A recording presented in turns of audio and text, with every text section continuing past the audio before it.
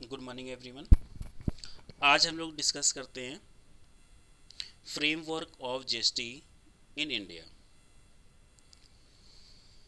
इसमें देखिए दिया हुआ है आपका sales with in same state, जिसको हम लोकल सप्लाई बोलते हैं, और सेकेंड है आपका इंटर स्टेट सेल।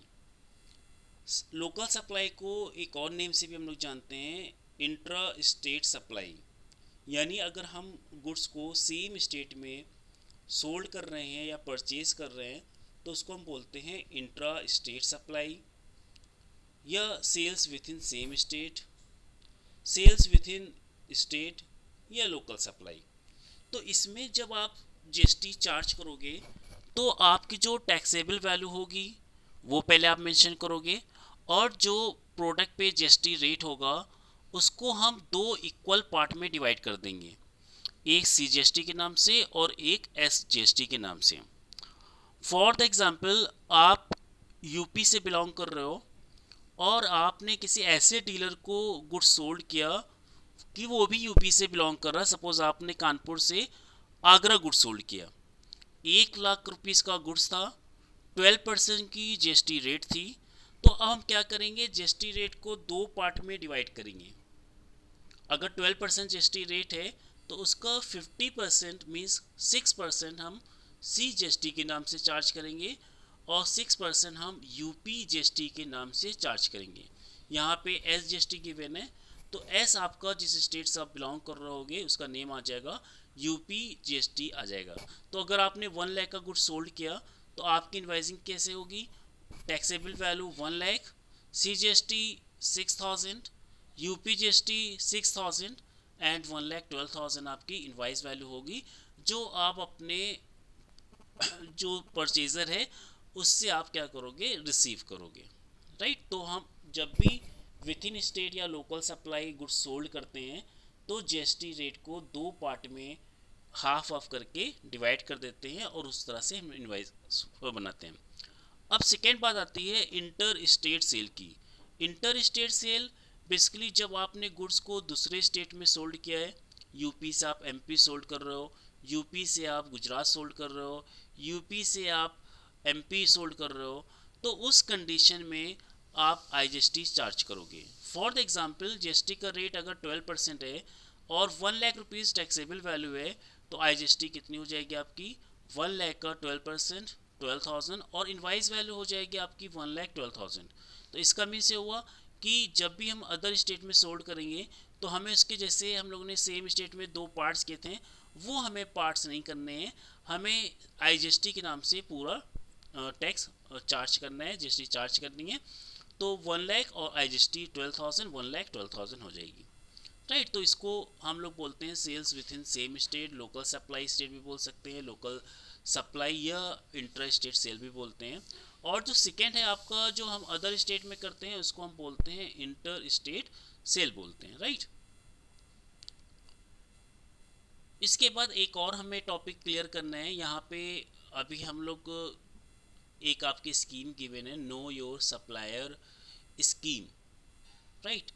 इसमें हम अपने सप्लायर को जान सकते हैं कि मेरा जो सप्लायर है उसका जीएसटी रजिस्ट्रेशन कब हुआ, उसका जीएसटी नंबर क्या है, name of supplier, state supplier, ये एक इन्फॉर्मेशन दी होती है जिसमें हम लोग कुछ एंट्री फिल करके अपना सप्लायर जिनसे हम गुड्स सोल्ड कर रहे हैं या परचेज कर रहे हैं उसके बारे में इंफॉर्मेशन हम जान सकते हैं। उससे पहले हम लोग एक डिस्कस कर रहे हैं, जो पॉइंट नंबर 5 दिया हुआ है, पॉइंट नंबर 6 दिया हुआ है, उसके बारे में डिस्कस करना चाह रहे हैं।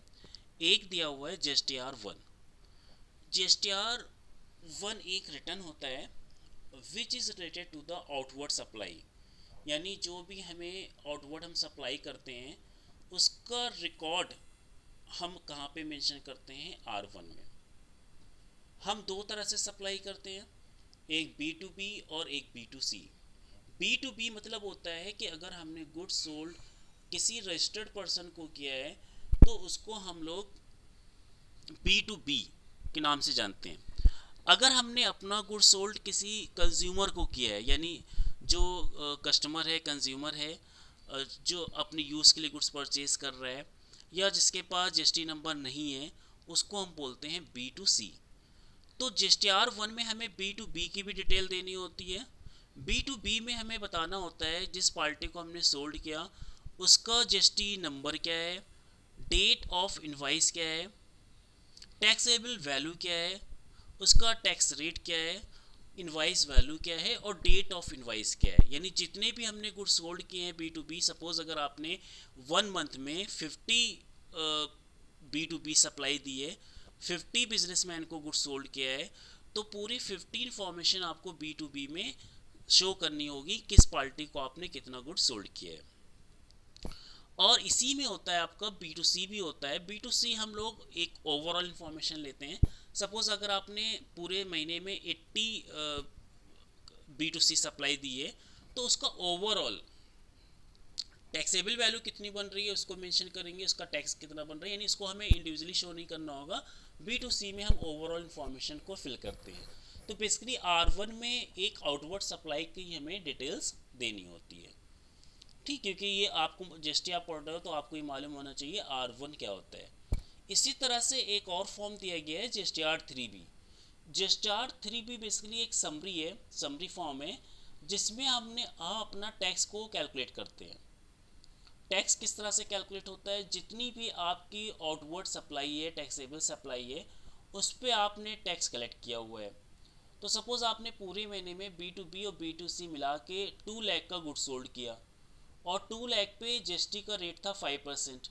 तो इसका मीन्स हो गया आपने 2 लाख का 5% 10,000 GST कलेक्ट करिए अपने बिजनेस B2B सप्लाई से और B2C सप्लाई से। तो ये 10,000 जो आपने GST ली है ये आपको किसको पे करनी है, गवर्नमेंट को पे करनी है। ये आपका पार्ट नहीं है। आपने जो GST कलेक्ट की किसके लिए कलेक्ट की है, गवर्नमेंट के लिए, ये आपको गवर्नमेंट को पे करना है। But at the time of purchase you have paid GST, means जब आपने परचेज किया था तो उस टाइम पे आपने कुछ GST पे किया होगा पर्टिकुलर मंथ में। तो जो आपकी 10,000 टैक्स लायबिलिटी बन रही है उसमें से जो परचेज की GST आप पे करके आए हो वो आप पहले मैनेज करोगे और उसके बाद फिर जो डिफरेंस बचेगा वो आपको गवर्नमेंट को पे करना होगा। ये कैलकुलेशन हम लोग करते हैं GSTR 3B में, ठीक। फॉर द एग्जाम्पल जैसे अभी मैंने बताया आपने 2 लाख का गुड्स सोल्ड किया, 5% GST का रेट था यानी 10,000 आपने GST कलेक्ट करी। उसी मंथ में आपने 70,000 का गुड्स परचेज किया था जिसमें आपने 5% GST का पेमेंट किया था। 5% हो गया आपका 3,500। तो आपने जब गुड्स सोल्ड किया तो 10,000 GST कलेक्ट करा, जब आपने परचेज किया 3,500 GST पे किया, डिफरेंस हुआ 6,500। अब आपको गवर्नमेंट को 6,500 रुपीज़ का पेमेंट करना होगा। और ये सारी हम कैलकुलेशन किस में शो करते हैं, GSTR 3B में, कि टोटल मेरी सेल्स थी 2 लाख जिसका 5% GST बन रहा था 10,000। टोटल हमने जो परचेज किया था उसका ITC कितना मिलना है, जिसको हम लोग बोलते हैं ITC बोलते हैं, कि वो कितना होगा, इनपुट टैक्स क्रेडिट। तो वो आ रहा है आपका 3,500, फिर डिफरेंस निकालेंगे 6,500 और वो आप पेमेंट करने के बाद GSTR 3B फाइल कर सकते हो। तो आई थिंक ये आपको क्लियर हो गया होगा कि GST को किस तरह से हम चार्ज करते हैं और R1 और 3B के बेसिक क्या है। Okay bye, have a nice day.